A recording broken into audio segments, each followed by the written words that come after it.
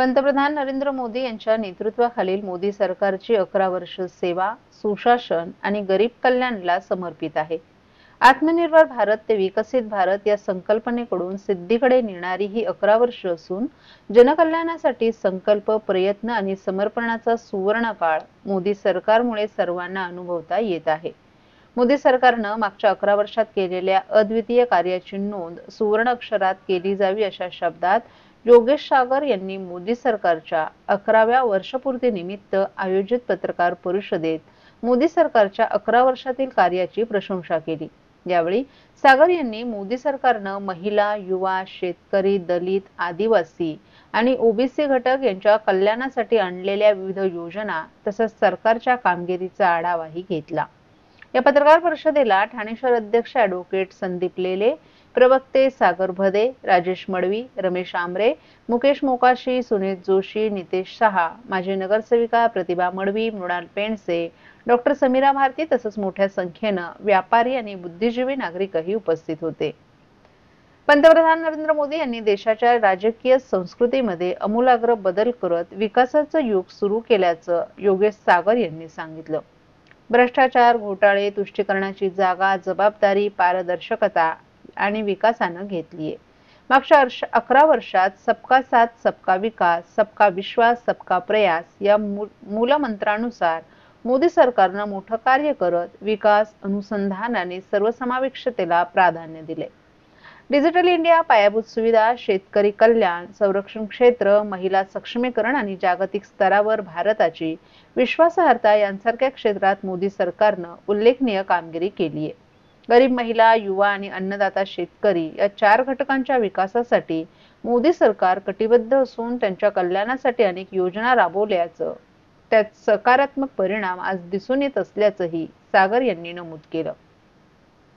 गेल्या 11 वर्षात मोदी सरकारनं घरं, शौचालय, गॅस जोडण्या, पेयजल, वीज, दरमहा 5 किलो धान्य, 81 कोटी जनतेला आणि 5 लाख रुपयांपर्यंत आरोग्य सुविधा देशातील गरीब, गरजू लोकांना उपलब्ध करून दिल्यात. अंत्योदय संकल्पनेनुसार सरकारनं समाजातील अखेरच्या घटकाच्या उन्नतीसाठी विविध योजना राबवल्या. यामध्ये उज्ज्वला योजना, प्रधानमंत्री आवास योजना आणि स्वच्छ भारत मिशन यांचा समावेश आहे. नवीन शैक्षणिक धोरण, कौशल्य विकास आणि स्टार्टअप्सवर लक्ष केंद्रित केल्यामुळे युवा वर्ग विकसित भारताच्या संकल्पात सहभागी होऊ शकलाय. शेतकरी कल्याणासाठीही मोदी सरकार काम करत आहे. मोदी सरकारच्या निर्णयांमुळे गेल्या 11 वर्षात जगातील अर्थव्यवस्थांमध्ये भारताची अर्थव्यवस्था 10व्या स्थानावरून लवकरच 4थ्या स्थानकावर पोहोचणार आहे. गतिशक्ती, भारतमाला, सागरमाला, इंडस्ट्रियल कॉरिडॉर यांसारख्या योजनांमुळे देशाच्या कानाकोपऱ्यात कनेक्टिव्हिटी पोहोचल्यानं गुंतवणूकदार आकर्षित होत आहेत. वंदे भारत, स्वदेशी गाड्या क्रांती घडवत असून गावागावात इंटरनेटही पोहोचले. कलम 370 हटवणं, तिहेरी तलाक बेकायदेशीर ठरवणं, नवीन वक्फ सुधारणा कायदा तयार करणं, नागरिकत्व सुधारणा कायदा अशी अनेक ऐतिहासिक पावलं मोदी सरकारनं उचलली असल्याचंही योगेश पवार यांनी सांगितलं.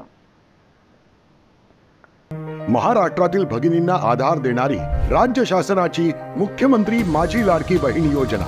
या योजनेअंतर्गत अल्प उत्पन्न गटातील 21 ते 65 वयोगटाच्या भगिनींना मिळणार दरमहा 1500 रुपयांची मदत. अर्ज करण्यासाठी 31 ऑगस्ट 2024 पर्यंत मुदतवाढ. कुटुंबाचं वार्षिक उत्पन्न 2.5 लाख रुपयांपेक्षा कमी असलेल्या महिला पात्र. कुटुंबाकडे पिवळं किंवा केशरी रेशन कार्ड असल्यास उत्पन्नाचा दाखला आवश्यक नाही. पांढरं रेशन कार्ड असेल किंवा रेशन कार्ड नसेल तर कुटुंबाचं वार्षिक उत्पन्न 2.5 लाखांपेक्षा कमी असल्याचा दाखला आवश्यक. योजनेसाठीचा ऑनलाईन अर्ज नारी शक्ती दूत ॲपवरून किंवा पोर्टलवर भरता येईल. ज्या भगिनींना ऑनलाईन अर्ज भरता येत नसेल त्यांच्यासाठी अंगणवाडी, ग्रामपंचायत, वॉर्ड ऑफिस, सेतू सुविधा केंद्रामध्ये किंवा आशाताई बचत गटाच्या CRP यांची मदत उपलब्ध. आता आपल्याला अभिमानानं म्हणता येईल, सुखी आणि सुरक्षित आहे माझी लाडकी बहीण.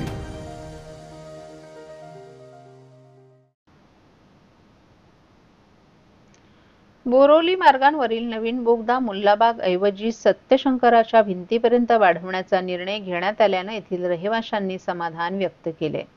वाहतूक कोंडी, धूळ आणि ध्वनी प्रदूषणाचा त्रास या निर्णयामुळे कमी होणार आहे. उपमुख्यमंत्री एकनाथ शिंदे आणि खासदार नरेश म्हस्के यांनी हा प्रश्न मार्गी लावल्याबद्दल रविवारी 15 जून रोजी खासदार नरेश म्हस्के यांचं मुल्लाबाग येथील ठाणे-बोरिवली ट्रेन टनल प्रकल्प बाधित पीपल असोसिएशन तर्फे आभार मानत सत्कार करण्यात आला। ठाणे-बोरिवली बोगदा प्रकल्पामुळे मुल्लाबाग येथील 5 इमारतींमध्ये राहणाऱ्या रहिवाशांना वाहतूक कोंडी, धूळ आणि ध्वनी प्रदूषणाचा त्रास होत होता। रहिवाशांनी येथील कामाला विरोध आंदोलन केलं होतं। या आंदोलनाची दखल घेत खासदार नरेश म्हस्के यांच्या पुढाकारानं रहिवासी आणि MMRDAच्या अधिकाऱ्यांसमवेत उपमुख्यमंत्री एकनाथ शिंदे यांनी या प्रश्नावर सह्याद्री अतिथीगृहात मंगळवारी विशेष बैठक घेतली। या बैठकीत मुल्लाबाग रहिवासी संघाच्या प्रतिनिधींचं म्हणणं ऐकून घेऊन त्यांची अडचण समजून घेण्यात आली। त्यानंतर त्यांच्या मागणीनुसार हा बोगदा मुल्लाबाग ऐवजी सत्यशंकराच्या भिंतीपर्यंत वाढवण्याचा निर्णय घेण्यात आला। तसंच या मार्गावर सध्या वाहतूक कोंडी आणि वायू प्रदूषणाचा त्रास कमी करण्यासाठी कन्व्हेयर बेल्टवरून नेण्यात येणारा राडा-रोडा आच्छादित करून त्यानंतर तो वाहून नेण्याचा निर्णय घेण्यात आलाय। बरगच्च भरलेल्या सभागृहात गेली अनेक दिवस आंदोलन करणाऱ्या रहिवाशांच्या चेहऱ्यावर समाधानाची भावना यावेळी दिसत होती। आम्ही अडचणीत असताना नेहमीच उपमुख्यमंत्री एकनाथ शिंदे आणि खासदार नरेश म्हस्के आमच्या मदतीला धावून येतात। प्रश्न कोणताही असो ते नेहमीच योग्य आणि रहिवाशांच्या बाजूने तोडगा काढतात। विरोधी पक्षाच्या नेत्यांनी कितीही आवई उठवली, कितीही कामांचं श्रेय घेण्याचा प्रयत्न केला तरी येथील रहिवासी सुज्ञ आहेत अशी भावना यावेळी अनेक रहिवाशांनी व्यक्त केली। तर विविध प्रकारच्या वल्गना या ठिकाणी होत होत्या। आज त्या टनलचा एक्सटेन्शन जे आहे ते सत्यशीलपर्यंत करण्यात आलेलं आहे आणि इथल्या नागरिकांनी आपलं स्वागत केलं। काय सांगाल? बघा, कोण काय बोलतं, कोण काय बडबडतं याकडे लक्ष देण्याची गरज नाही आहे। नागरिकांना माहीत आहे की या विषयामध्ये कोणाचं श्रेय आणि श्रेयवादाची लढाई कोणासाठी करायची? नागरिकांसाठी। लोकांना कळतंय, तुम्ही बघा, आजची उपस्थिती बघा, लोकांनी जो सत्कार सोहळ्याचा जो कार्यक्रम केलेला आहे। आमचं काम आहे, आमचे सगळे नागरिक आहेत आणि माननीय उपमुख्यमंत्री एकनाथ शिंदे साहेब यांच्या नेतृत्वामध्ये आम्ही सातत्याने या ठिकाणी प्रयत्न केले आणि या ठिकाणचे स्थानिक नागरिक जे आमचे आहेत त्या सर्वांची मेहनत आहे, त्याचं हे फळ आहे, त्याचं हे श्रेय आहे। आणि शहरातल्या जिल्ह्यातील सर्व नागरिकांना सुखसुविधा देताना स्थानिक नागरिकांना त्रास होऊ नये हीच आमची भावना होती आणि यामध्ये आम्ही सक्सेस झालेलो आहोत। सर,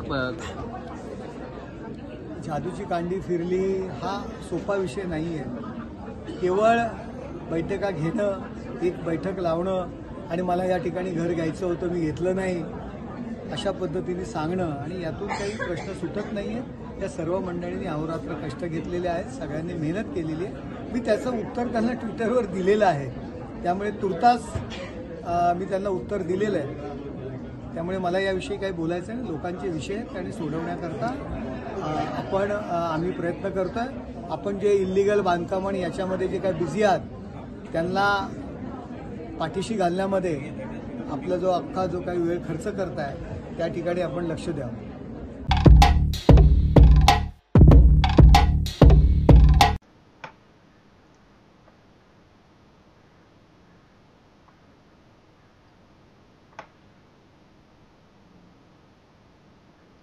सिंचन घोटाळ्याची फाईल कुठे अडकली असेल ती त्यांनी बाहेर काढावी, हे त्यांना खुलं चॅलेंज आहे। आम्ही देखील पुढील 7 दिवसांमध्ये आपली गुन्हेगारी प्रवृत्ती, रायगडमध्ये केलेले आर्थिक घोटाळे, सभापती असताना जिल्हा परिषदेत केलेले घोटाळे बाहेर काढू, असा इशारा राष्ट्रवादीचे नेते अजित पवार गटाचे आनंद परांजपे यांनी शिंदे सेनेला दिलाय। शिवसेना शिंदे गटाचे मंत्री भरत गोगावले यांच्या विधानानंतर अजित पवार गटाचे नेते आनंद परांजपे यांनी त्यांच्यावर टीका केली आहे। रायगडमधल्या 3 इडियट्स मधल्या एका इडियट्सनं पुन्हा एकदा राष्ट्रवादीचे प्रांताध्यक्ष खासदार सुनील तटकरे यांच्या विरोधात गरळ ओकली। खरं तर रायगडमधील पालकमंत्री पदासाठी हापापलेल्या शिवसेनेचे मंत्री भरत गोगावले यांची राजकीय अपरिपक्वता आणि माणूस म्हणून संवेदनशीलता गेलेली आहे असा टोलाही परांजपे यांनी गोगावले यांना लगावलाय। सुनील तटकरे यांच्या घरामध्ये दुःख आल्यानंतर ते अद्याप संपूर्ण कुटुंब त्यातून निघालं नाही। तटकरे यांच्यावर टीका करणं हा एक कलमी कार्यक्रम या 3 इडियट्स कडून सुरू आहे। विधानसभेत देखील तटकरे यांनी युती धर्माचं पालन केलं, मात्र केलं नसतं तर भरत गोगावले काय 2 उमेदवार पडले असते अशी टीका देखील त्यांनी केली आहे। सिंचन घोटाळ्याची फाईल कुठे अडकली असेल ती त्यांनी बाहेर काढावी, हे त्यांना खुलं चॅलेंज आहे. आम्ही देखील पुढील 7 दिवसांमध्ये आपली गुन्हेगारी प्रवृत्ती, रायगडमध्ये केलेले आर्थिक घोटाळे, सभापती असताना जिल्हा परिषदेत केलेले घोटाळे बाहेर काढू, असंही त्यांनी सांगितलं. ज्या शिवसेनेनं तुम्हाला ओळख दिली, राजकारणात वर आणलं, त्यांच्यावर अशा प्रकारे आरोप करणं चुकीचं आहे. आपण देखील शिवसेनेत काम केले. रश्मी ठाकरे या कुटुंबवत्सल आहेत. राजकीय निर्णय प्रक्रियेमध्ये रश्मी ठाकरे यांचा कधीच हस्तक्षेप नसायचा. जर शिवसेनेनं मोठं केलं आणि अशा वेळेस रश्मी वहिनी यांच्याविषयी आरोप करतील तर ते दुर्दैव आहे, असंही परांजपे यांनी सांगितलं.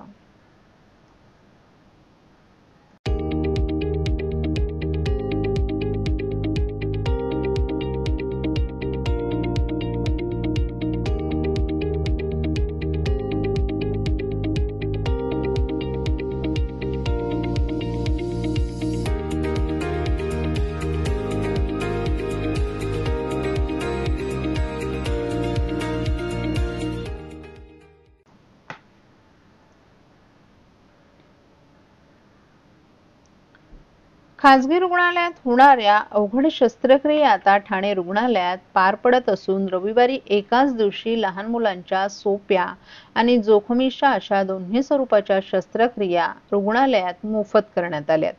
राष्ट्रीय बाल स्वास्थ्य कार्यक्रमांतर्गत शस्त्रक्रिया सप्ताहानिमित्त 0 ते 18 वयोगटातील मुलामुलींच्या हार्निया, रक्ताची गाठ, चिकटलेली बोटं, फायमोसिस, मान, पोटाची गाठ अशा तब्बल 50 शस्त्रक्रिया एकाच दिवशी करण्यात आल्या. सिव्हिल रुग्णालयात दर दिवशी सुमारे 600 ते 700 रुग्ण उपचार घेण्यासाठी येत असतात. काही वेळा या रुग्णांवर लहान मोठ्या शस्त्रक्रिया पार पडल्या जातात. मात्र रविवारी लहान मुलांवर विविध शस्त्रक्रिया करण्याचा अनोखा कार्यक्रम पार पडला. ठाणे पालघर जिल्ह्यातून आलेल्या मुलांची शारीरिक तपासणी करून सोप्या आणि अवघड अशा दोन्ही प्रकारच्या 50 शस्त्रक्रिया केल्या असल्याची माहिती जिल्हा शल्य चिकित्सक डॉक्टर कैलास पवार यांनी दिली आहे. शस्त्रक्रिया करायची असल्यामुळे 1-2 दिवस अगोदरच मुलांना घेऊन त्यांचे पालक सिव्हिल रुग्णालयात दाखल झाले होते. त्यामुळे त्यांच्या खाण्यापिण्याची संपूर्ण सोय रुग्णालयानं केली होती. केईएम हॉस्पिटलचे माजी अधिष्ठाता डॉक्टर संजय ओक यांच्या मार्गदर्शनाखाली मुलामुलींच्या हार्निया, हायड्रोसिल, चरबीची गाठ, फायमोसिस, चिकटलेली बोटं, चिकटलेली जीभ, रक्ताची गाठ, मूळव्याध अशा विविध शस्त्रक्रिया पार पडल्यात. यासाठी सैन रुग्णालय आणि कौशल्य हॉस्पिटलचंही मोठं सहकार्य लाभलं. शस्त्रक्रिया सप्ताहानिमित्त केईएम हॉस्पिटलचे माजी अधिष्ठाता डॉक्टर संजय ओक आणि त्यांच्या सहकारी डॉक्टरांनी रुग्णालयात लहान मुलामुलींच्या शस्त्रक्रिया केल्या. यावेळी काही जोखमीच्या शस्त्रक्रिया देखील यशस्वी पार पाडल्या. सिव्हिल रुग्णालयातील शस्त्रक्रिया कक्षात आधुनिक उपकरणं असून मोठ्या कुशलतेनं वैद्यकीय तज्ज्ञ रुग्णांच्या शस्त्रक्रिया करत असल्याचंही पवार यांनी सांगितलं. ठाणे सिव्हिल रुग्णालयात चांगल्या शस्त्रक्रिया होतात हे केवळ ऐकून होतो, मात्र आज प्रत्यक्ष अनुभवलंय. एकाच दिवशी एवढ्या मुलांवर शस्त्रक्रिया बघण्याची पहिलीच वेळ आहे. सरकारी रुग्णालयात अशा शस्त्रक्रिया पार पडत असतील तर सर्वांनी सिव्हिल रुग्णालयात येऊन उपचार घ्यावेत, असं कल्याण येथील रुग्णांच्या नातेवाईक विजया सोनावणे यांनी सांगितलं.